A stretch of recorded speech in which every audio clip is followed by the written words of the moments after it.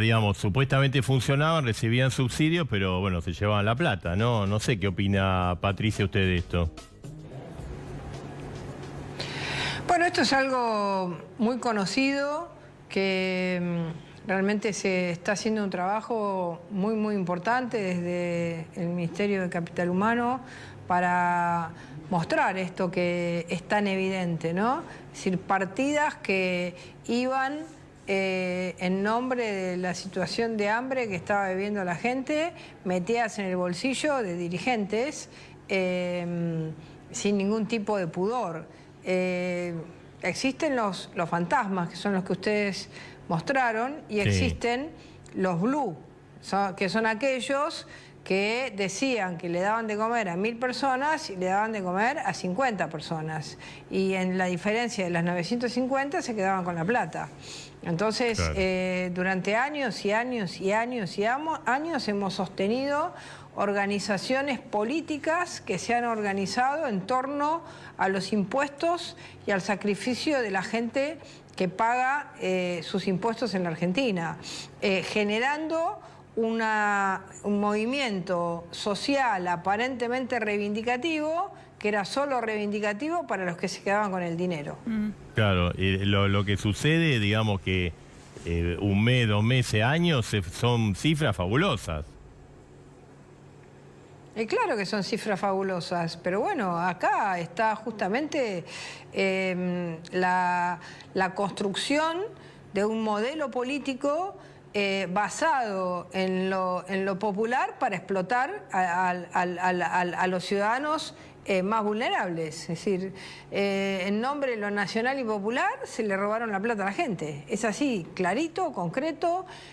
Organizaron todo un sistema aparentemente enorme de atención a la gente, que lo que hizo fue atender a unos pocos dirigentes.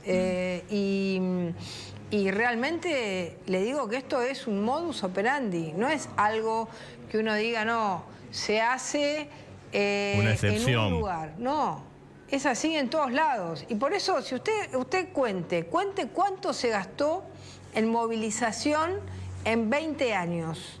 ¿Cuánto costó movilizar en 20 años micros? ¿Cuánto costó movilizar en 20 años viandas para las personas que iban? ¿Cuánto costó llevarlas? Que la misma gente se pagaba su movilización.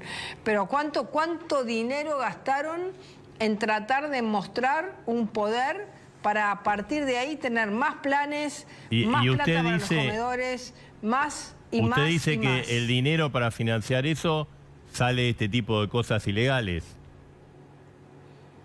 Pero, por supuesto, no tengan la menor duda. Digamos, ¿cómo hace una organización, un comedor que tiene que darle de comer a la gente, si dice que no le alcanza la plata y al otro día aparece con 5 colectivos alquilados para llevar a la gente a una movilización?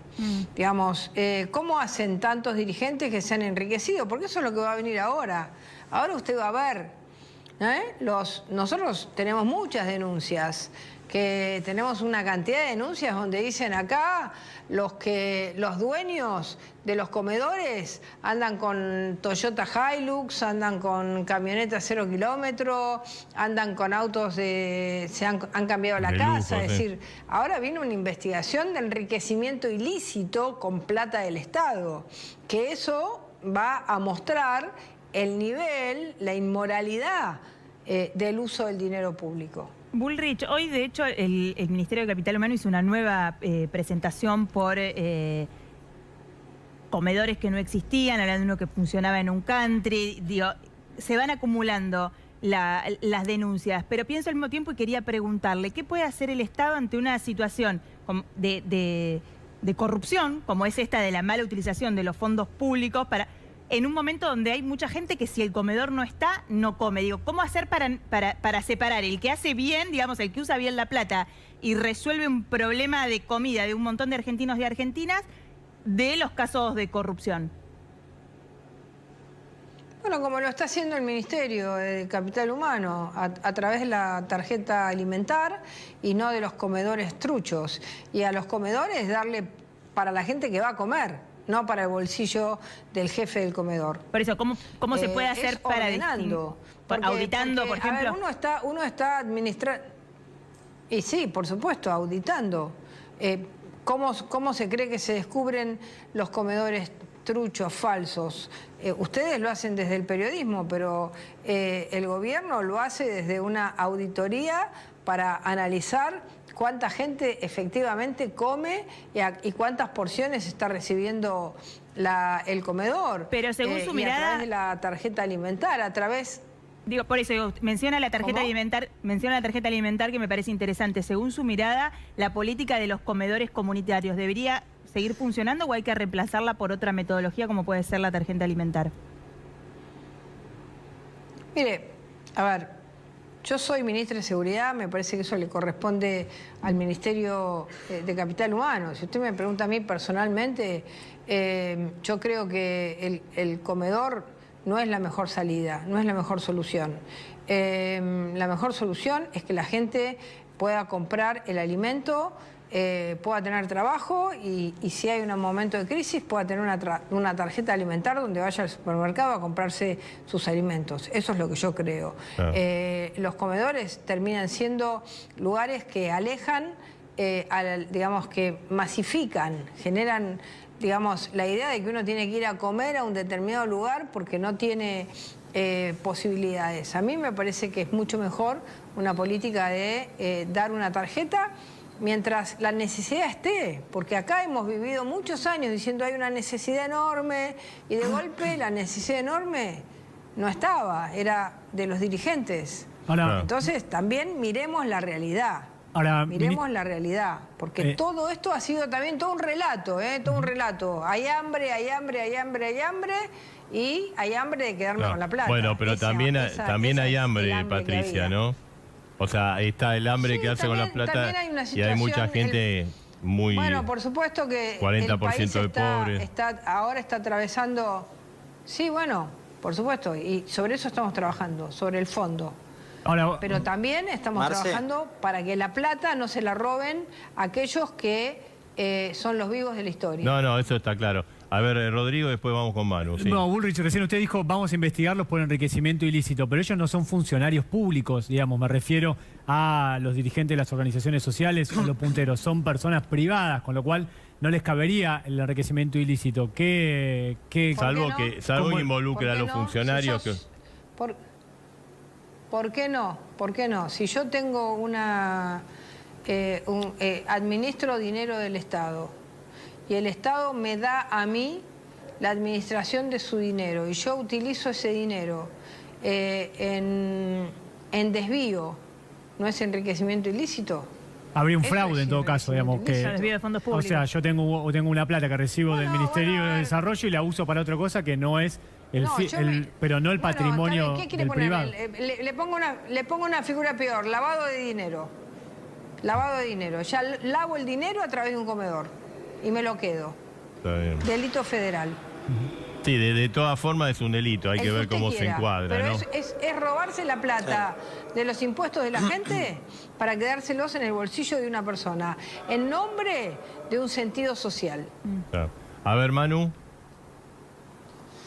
A propósito de lo que hablaban recién, Marce, que sobre todo Maru con la ministra Bullrich, dos cuestiones. Primero, la erogación del año pasado para estos comedores inexistentes, 2.600 son los relevados que ahora aparecen en la denuncia de Capital Humano, de los cuales el 52% cuanto menos no existía, de eso un porcentaje que ni siquiera existían las direcciones, pero se erogaron de parte del Ministerio de entonces de Desarrollo Social, a cargo de Tolosa Paz, 40.000 millones de pesos para la compra de esos alimentos. A propósito de lo que planteaba recién Maru con Bullrich, con la ministra, lo que empezó a implementarse ahora es lo que se llama tarjeta alimentar comunidad. Es decir, el mismo formato de la tarjeta alimentar que es para hogares, para los beneficiarios de la Asignación Universal, por ejemplo, para estos comedores. Es decir, ya no reciben ni el dinero en efectivo ni los alimentos, sino que lo que empiezan a recibir es una tarjeta que pueden utilizar en determinados comercios. Se había presentado el año pasado con Tolosa Paz y empieza a ejecutarse ahora porque no se había llegado adelante. Ahora, así también como lo plantea Maru, lo que empiezan a explicar desde muchos comedores, algunos vinculados a organizaciones sociales, pero otros no, es esta situación del empalme, por decirlo de alguna manera, de la transparencia alimentaria, o así proponen llamarlo capital humano, que hasta que se acomoda el nuevo esquema, el nuevo sistema, hay quienes no terminan de recibir los alimentos. Claro, claro. Ministra, Bueno, sí, claro. Y mientras tanto que los recibían, se los ponían en el bolsillo.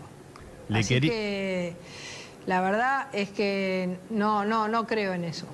Ministra, le quería, porque cuando empezamos a hablar hace un rato, usted habló que detectaron dentro de las denuncias y las confirmaron en la investigación judicial delitos sexuales, o sea, el pedido de favores sexuales a cambio de un plan. ¿Esto es así? ¿Yo le escuché bien? Hay dos casos. Exactamente, hay dos casos. Hay uno que llevó adelante la provincia del Chaco, el gobernador Esdero y el ministro de Seguridad del Chaco, que descubrieron una red de favores sexuales a cambio de darles un plan. Es terrible eso. Eso, terrible, terrible. Eso pasó de la justicia provincial, que lo empezó, a la justicia federal, y ahora está en la justicia federal como trata, porque esa es la figura que le cabe. Luego tenemos una denuncia que está dentro de las denuncias que nosotros presentamos aquí, entre todas las denuncias que presentamos, más o menos fue de mediados de febrero esa denuncia, sí. Que salió después de lo del Chaco, es decir, que se ve que se animaron a denunciar después de lo del Chaco. Salió una denuncia similar de pedir favores sexuales en La Matanza. Esa está judicializada, está en este proceso seguramente de seguir adelante con los casos. Lo que pasa es que son tantos los casos que hemos presentado con datos concretos que seguramente la justicia va a ir paso a paso, porque no es de un día para otro que lo va a lograr, ¿no? Y le quería preguntar, porque bueno, hablamos de fondo, de la calificación del delito, esos detalles judiciales, ¿no? Pero ¿usted piensa que para esta magnitud que se está, digamos, en la punta del iceberg esto, ¿no? ¿Tiene que estar con complicidad con los funcionarios públicos durante varios periodos? Todos los funcionarios públicos que estuvieron en estas áreas y que estuvieron en los gobiernos saben esto desde hace años, que esto pasa. La diferencia es que este gobierno se animó a ponerlo sobre la mesa, a decir la verdad y a liberar a la gente de este sojuzgamiento, devolverle libertad al ciudadano, y por eso también se animan a denunciar. La gran diferencia es entre aquellos que callaron, entre aquellos que eran cómplices, los que callaron, y nosotros que nos animamos a poner las cosas y los puntos sobre las íes. Claro, una cosa es decir, esto existe, no lo investigo, hacerse el distraído, otra cosa tener complicidad, ¿no?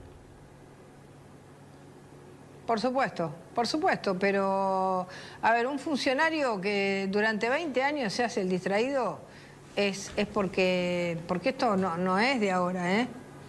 Esto viene pasando hace 20 años, hace 20 años que nos tomaban la calle todos los días, hace 20 años que vienen robando, hace 20 años. ¿Durante el gobierno de Macri también? Pero pongamos un tiempo. Cuando hablamos 20 años.